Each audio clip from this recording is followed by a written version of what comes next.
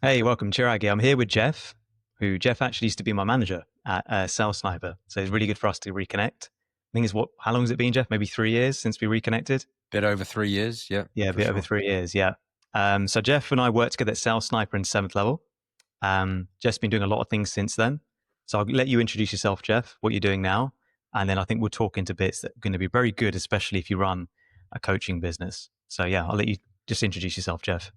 Sure. I'm Jeff, obviously. Yeah. My name is Jeff, which can be said with a slight Mexican accent for comedic effect. I run a company called ScaleSimple.io, Yeah. where we help coaches and consultants scale to 50 to 100K a month profit, but Mhm. without the complexity, the funnels, bloated teams, that sort of stuff.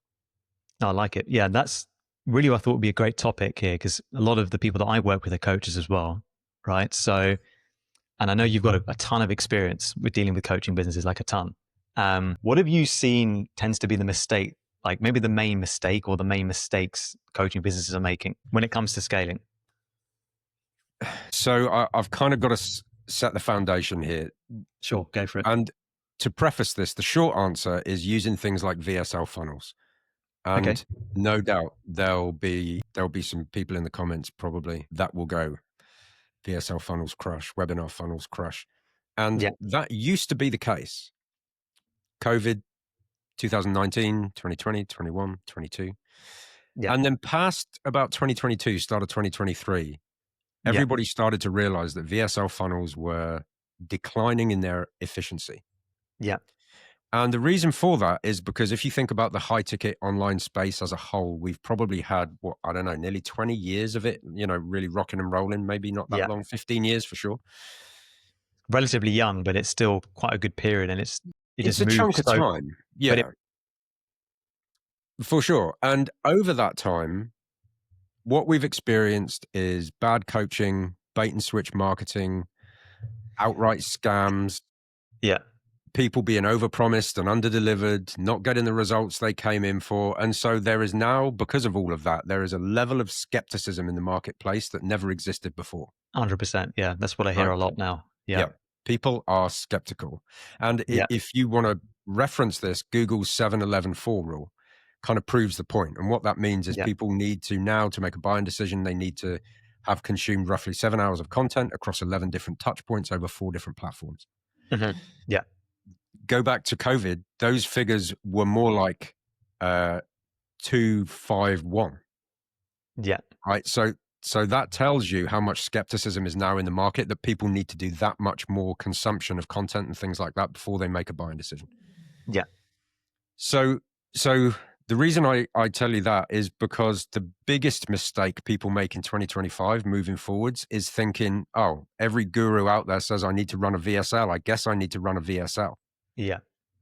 And it is probably the worst idea because they are Yeah. expensive. Like advertising costs have gone up in the last 3 years alone. I think it's 1,800%.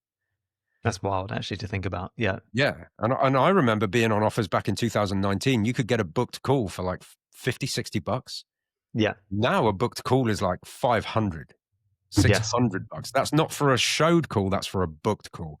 Yeah. Like your CAC, your cost to acquire a client might be in the region of, 1,500, Yeah. I just want to add one thing. $2,500. Like Jeff and I definitely have the experience of this because Jeff was at Sniper. So we saw into so many different accounts. He was Mhm. with Cole Gordon, so must have seen into so many different accounts. Hundreds. I've seen it just being jumping from different offer to offer and seen some of the metrics as well that even we're running inside 7th. I'm not going to talk about them here, but you actually see like profitability levels, some of the things literally blow your mind. You'd be like, how in the world is that even possible? Yeah. Right? Yeah. And Carry on. every Go for it, coach Jeff. is saying the same thing. Every coach is saying my show up rate is dropping, my close rate is dropping, and most coaches think that that's a sales related issue, and it's not. It is a Yeah. marketing related issue. Yeah. I think that's where my brain's going with this a lot is people don't realize that close rate is not just what's happening on the sales call. It's the content. Yep. It's the setting. Yep. And the other piece that a lot of people, talk about these days is like, don't do follow up is just wild to me, right? That's one of the biggest reasons I got my close rate much higher is because I actually went more hard in the paint with Yep. follow up. really improves your close rate. So yeah, you need to work on all of those things really. But yeah, so that's the big piece that isn't going right, right? So we've talked that through, because what happens, you just end up with a bloated system where you've got tons of expenses and a lot more headaches. You've got a bigger team, Yep. ads to run, Yep. all the rest of it. So we won't go too much more into that. Let's talk a bit maybe about what do you see is working? What do you help them out with? So what I do is I help people run something called a hybrid social engine. Yeah. And think about it, a funnel is now very inefficient. So Yeah. according to statistics, 1 in every 100 people is going to be somebody who is ready to buy right now. Yeah. 50% of all of your leads will never buy anything from you. That's just a fact. And Yeah. what that does is it leaves 49% of people that would buy something from you, but maybe they're not ready right now, right? They might be ready tomorrow. They might be ready at the end of the week. They might be ready next week. They might be ready next month. Yeah. But they haven't, according to that 7-11-4 rule, they just haven't got themselves to the point where, like, I'm ready to commit thousands of dollars. Yeah. Because a VSL funnel is that take a completely cold lead, make them watch a 15-minute VSL, and then expect to take $10,000 off them. Yeah, it's a funny thing. Yeah, the And it used to 7-11-4 work. so the 4 is the four platforms. What was the 7 and 11 again? Just as a So reminder. 7 is 7 hours of content 7 hours of consumed content, across 11 different occasions, 11 different occasions. Yeah, over 4 different platforms. And when I say 4 different platforms, that could be LinkedIn, Instagram, YouTube, email, whatever. yeah, yeah, So what you've got is this scenario where funnels are now insanely inefficient and incredibly expensive. yeah. Okay. So, if you think you spend enough money to get 100 leads into that funnel, well, at Yeah. 50, Are we 60, 70, saying funnels have basically become like the new going to university or Yeah. going to college? Yeah, Yeah. yeah. It's just It's not kind a of good throwing them idea up. in 2025. I mean, Yeah. when I worked for Cole, he openly talks about it. He had to spend somewhere in the region of $65,000 just to get their funnel to convert. Mhm. Well, most coaches who are battling to try and scale their business and get it up off the ground, they don't have 65 grand sitting under a mattress. Yeah, yeah. So Most what I don't, right? found is that, what I found is there's an infinitely more efficient way, because a hybrid social engine is very, very good at efficiently nurturing those leads, whereas a funnel is not. And again, there'll be somebody that goes, oh, well, that's what you got your email list for. And Yeah. for sure, email is a part of it, but a hybrid social funnel is just very, very good at building up that 7-11-4 rule to the point where people are like, Yeah. okay, I'm in, I'm ready, you're the guy. And the biggest shift is this. Yeah. We used to rely on the sales team to explain who we are, what we do, why we're credible, how we Mhm. can help, what our unique mechanism looks like, why you should trust us, right? That was all the job of the sales team. Yeah. Well, it's kind of like that shit doesn't fly anymore. Mhm. So imagine what your sales calls would look like if they already knew who you were, what you do, how you help, what your unique mechanism looks like, why you're credible. Imagine the conversation you now have with that person who's already Yeah. got all of that information, and they've kind of raised their hand to go, I'm ready, I'm in, let's go. 100%. Sales calls are like night and day. Night and day, 100%. Yeah, I think the shift that's happening is that when you learn a lot of sales tactical things, right, and you're so used to a certain way of doing things as a habit, you just get caught staying in there. Mhm. Whereas what we need to match to now is that buying behavior is changing a lot. That's basically what we're talking about, right? Very And that's what I realized, that people are buying just based on certain mental shortcuts they're taking. They're behaving a certain different way. Yeah. Like people are buying a lot more from video than they ever used to, right? Yep. They're buying more from, you just have to start to match to that. So Yep. even if you're like somebody who's done a lot of sales training, because a lot of people maybe know me from doing sales training, is if you're just staying in that narrow space of what I'm only doing on a sales call, you're just missing a lot of your ability to, because most people, who know me want to increase their close rate, right? But if you're just staying in that sphere of what you're doing on the sales call, I'm telling you, you're missing a lot of like ability to make the selling just way easier for you. Yep. Yeah. It's Well, one crazy of how my much it's changed. mentors, the reason I got fascinated with this method of running what I call a hybrid social engine is because Yeah. one of my mentors, very, very successful guy, was doing Yeah. about 200K a month, 90% profit margin, not taking a single sales call. There you go. Yeah. 16K product, no calls. And I was like, Yeah. Because Mind blown. I'm from a world where, well, if you've got a product over $1,000, you have to have a sales call for people to buy it. Yeah. Not true if your marketing is good enough. Not true. So Yeah. that was when I got so fascinated with this world, and I was like, okay, I'm diving into this with absolutely everything I've got. And I'm lucky enough to have figured out an absolutely foolproof system for coaches, Yeah. consultants, course creators to be able to scale without the complexity, the bloat, and here's the thing. I had a conversation with somebody. Person was doing nearly 300K a month. I won't name who it is, but they were doing nearly 300K a month, working 70 hours a week, tearing their hair out, Yeah. and taking home just under 20K. Yeah. That's wild. And we had that conversation, and his words to me were, Jeff, I started a coaching business because I wanted time, money, and location freedom. And I've got none of it. Yeah. And so I said to him, well, would you rather have a 300K a month business where you take home 20K and are working 70-hour weeks? Or would you rather have a business where you do 100K, keep 90% and work, 10, 15 hours a week? And he said, I don't even think that's possible. And I said, let me show you. And he became my first testimonial. So, Oh, there you go. That tells you a lot, right? So that's a big piece. What I think we could do, we probably won't be able to get into all the details because it's very specific per offer. But what are when it comes to, maybe we'll talk about content for a second, right? In terms of overarching principles, because I've been getting more into the content game as well. I'm definitely not an expert, but it's, you pick it up. It's fun coming at it from sales first, because you know a lot of the psychology aspects, so that you can start to get stuck in there much easier, I think. On the content side, let's talk about mistakes again, actually, with coaches. Like, what are some of the, like, you just see everyone's making this type of mistake with the content creation in coaching? Okay. Number one mistake, everybody thinks going viral is some kind of ticket to ride. Okay. Yeah. And it is not. Like, I've got a very small following, and a lot of my clients have small followings. One of my clients is doing about 50K a month profit. So they're doing about 58,000 a month. 50K a month of that is profit. Very, very lean team. And has less than 1,000 followers on Instagram and maybe 90 subscribers on YouTube. There you go. Yeah. And most people think, oh, I've just got to figure out how to go viral. And it's not. Like, virality is a vanity metric. Yeah. Because what's the point in going viral and getting a video viewed by 1 million people if the tiniest fraction of those people might maybe be in your demographic? So that's I've got an opinion on the that as well. mistakes people make. It's purely an opinion, but have you heard of like Brandon Kane? Yeah, of course. Yeah. A lot of the things he talks about, I actually don't agree with. Like going 100%. viral or certain types of content he talks about that have worked across like a lot of data. Because what I found actually is, like, when you really get down to the nuts and bolts of the types of content that works for your offer, has to be really, really specific, actually, based on what your offer is. But anyway, that's just a side note, because he's big on virality.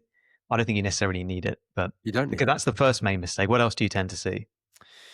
So chasing virality, mistake number one. The second mistake, which is kind of like, it's more of a problem than a mistake. And it's that so many coaches will sit in front of a Google Doc and they think they've got to be Alex Hormozi. I've got to be producing 1,000 pieces of content a week. And nothing could be further from the truth. You do need to produce content, 100%. but you need to do it in a very strategic way. So there's 3 different content pillars that I teach my clients. Content pillar number 1 is designed to get views. And again, not viral views, just views of your correct audience. Yeah. By understanding exactly what their pain points are and stuff like that. That's designed to get eyeballs. The second type of content is designed to turn followers, which you get from understanding their pain points, turn followers into fans. Yeah.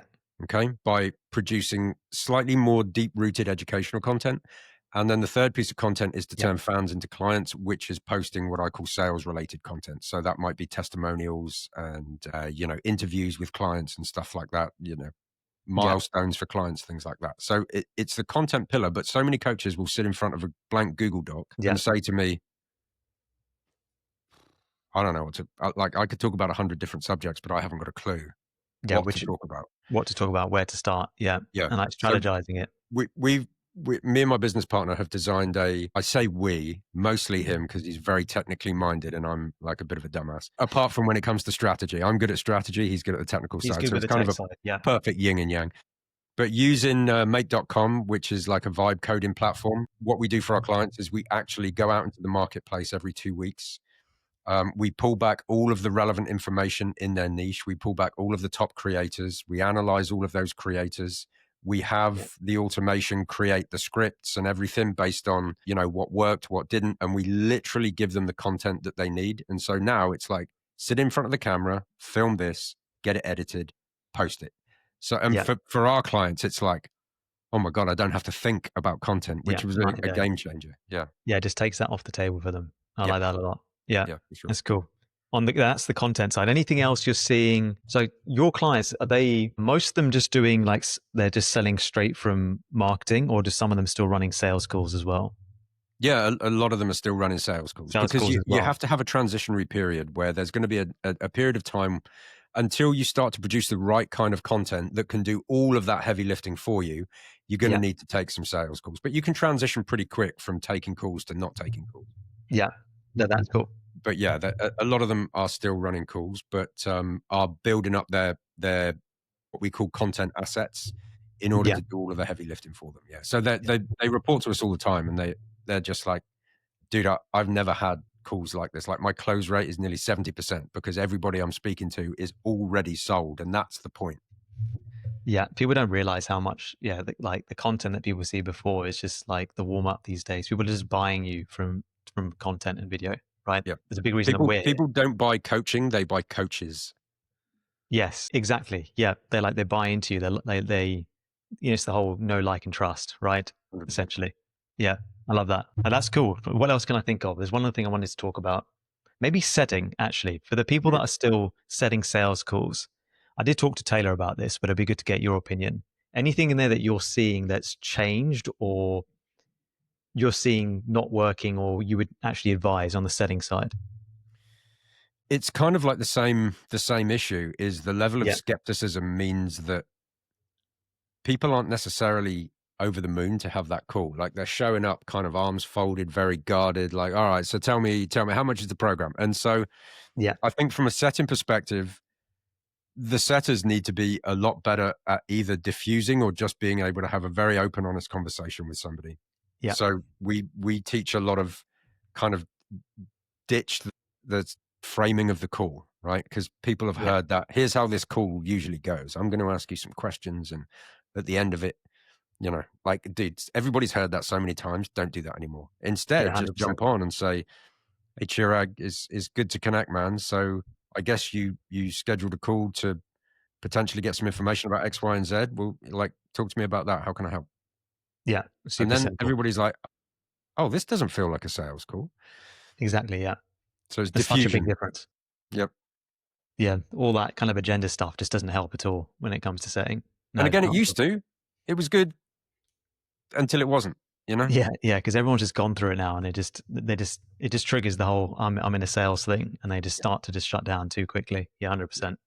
Anything else you want to talk about? Because I think that's what you've gone through there is really, really good. If I talked about everything I wanted to talk about, you and I would be here until the middle of next week. So yeah, what's the best way for people to, I guess, follow you so that they know what platforms? For sure. LinkedIn, I check regularly. So that's just first name, last name, Jeff Ketterer. Instagram, Business Coach Jeff. YouTube, Scale Simple. Anywhere you like.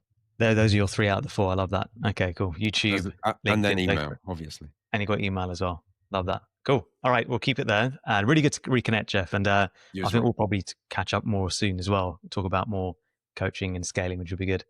I'd look forward to it. Hope you guys find that useful, especially on the content side. It's very important to nail the strategy of that, because it's just so easy to just do it here and there, or not really have a real thought behind it, when really that's where everyone's buying from these days.